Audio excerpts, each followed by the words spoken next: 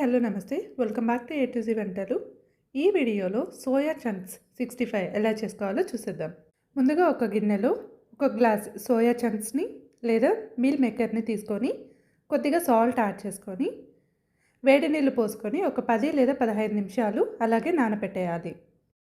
తర్వాత వీటిని ఇలా మొత్తం వాటర్ పిండేసి పక్కన పెట్టేసుకోవాలి.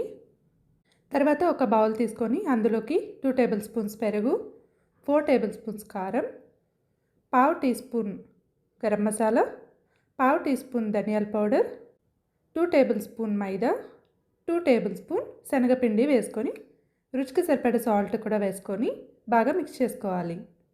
ఇలా మిక్స్ చేసుకున్న తర్వాత దీనిలోకి ఈ సోయా చంక్స్ని వేసుకొని ఒకసారి బాగా మిక్స్ చేసేసుకోవాలి.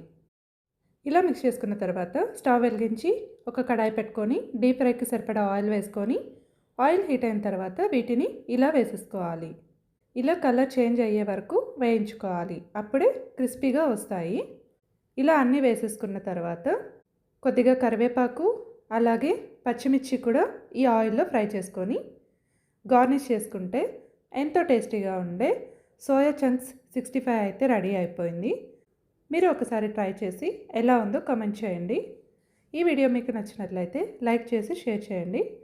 ఇలాంటి మరిన్ని వీడియోస్ కోసం నా ఛానల్ని సబ్స్క్రైబ్ చేసుకోండి. Thanks for watching.